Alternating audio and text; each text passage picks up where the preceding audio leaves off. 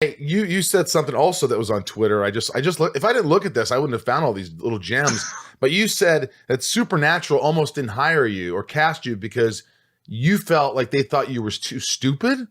No, not I felt, dude. I was with Ackles. Talk to me. The other day. So this is really funny. So I'm sure you kind of remember these days, but for those who are listening, in the early 2000s, if you were auditioning, if you looked like Michael Rosenbaum or Jared Padalecki, it was very like they wanted you to be like broody, like brooding, like sort of like, oh, I'm thoughtful, I'm pensive. And so Kripke and dude, Kripke was in town for South by Southwest for the boys, and so he and I and Ackles were hanging out. Gosh, a couple days ago. But I was teasing him about it, and so I went in. And I was on Gilmore Girls, and I was doing the whole brooding, like, I'm James Dean, because that's what worked back in the day when you were auditioning. And the critique or response came back to my manager, Spilo, who I had talked about earlier, and it was like, well, Kripke's looking for an intellect, like a David Duchovny type. And so, which wasn't directly saying like, well, we think Jared's stupid. But so my manager had to call and go like, hey, listen, he missed one question in math on the SATs. He's a National Merit Scholar. He's a debate champion. Like, he's just, okay, give him that note and let him come back. Wait a minute. Your SATs were that high? They were all right. Yeah. I missed one question in math. So you got like, what, a 1,400 on your SATs? Yeah, 1,490, I think. Are you freaking kidding me? But I only took it when I was a sophomore. But you're a genius.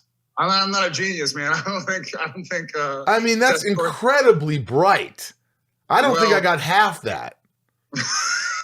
I'm not kidding. Talk about. I don't want to sit here. I know that my fans get upset when I call myself call myself stupid or whatever. But I'm not saying I'm stupid. I'm just like, I was never great with tests.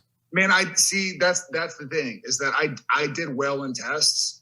The smartest, most interesting, intriguing people I know, by and large, didn't do well in tests because their brain just goes from a different angle. And so, like, I feel like this is me beating myself up or something. But I would rather be around an interesting person who has questions about the world than somebody who got a 1,600. Okay, good. Then we can hang out then. That's good. Tell me about this. I asked you what we're gonna do for our 50th and 40th, and you avoided it. No, I would love to celebrate with you. I'd love to go up those spiral staircase right there. I'd like to spend the night there at the Padalecki homestead. Dude, come over. I would love it. If I'm ever in Austin or anything, I'm crashing there. I'm visiting you. Done. No doubt about it. So wait a minute. So your agent says to you, Dan, is that his name, Dan? Yeah, manager. And he says, hey, so he wants to tell you to go in and do it again? Yeah, and I watched and I had did you ever have like a holding deal with Warner Brothers back when it was Warner Brothers TV? Maybe. I don't remember. It wasn't for much money, but yeah. Where back in the early 2000s, I don't know if this is the same situation now, and I'm trying to, in my head, make sure I'm not breaking any rules. But they would like somebody like Jared or Michael, and they go like, hey, we want him to be on this show, but we want the right to have him at our disposal for our next series of pilots for whatever they might do. Right. And so they give you a check, and you'd have like a pre-negotiated episodic pay for the next year. And so that's where I was and where Ackles was, because he was on Smallville, I was on Gilmore Girls. And so they kind of go like, all right, well, we want, after this year, Gilmore Girls, we want Jared to beat about this show called Supernatural. And so I went in and met, and I was wearing a beanie, big surprise, and like a hoodie and probably like flip-flops or something. Yeah. And back in 2005, the game was like, if you can go in and pretend you're James Dean, then you're going to get the role. You know, it's sort of like, all right, well, I'm going to go in, I'm going to squint. Do you know the labored inhale? Jensen and I are masters of this. Would you like to see it? Sure. Okay. The labored inhale. It just gave that your whole face changed. Your whole face changed. There it is. There it is. Parabén, if you watch any TV show that existed in the early 2000s, you'll see a lot of labored inhales. So that was kind of the move, you know, because it was like, well, I'm auditioning. I haven't even been given the script. I'm reading some lines. Like, I should be doing something. I'm going to do this and act brooding and all that. And that didn't work. Was that? That didn't work. It didn't work. No. I think David Nutter liked me, who directed the pilot and the first episode of Wendigo. He's producer. McGee, Peter Johnson. But I think Kripke was like, well, he just seems like he's using tricks. And I was using tricks. So he was right. He was correct. But then, so Spilo calls, he's like, hey, I don't think they like got really a good sense of you. So why don't you go back in and be more smart?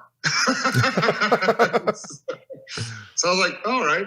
So I went in, like, talked literature and stuff. I was like, all right, like Shakespeare, Theodore Seuss, like, what do you want to talk about?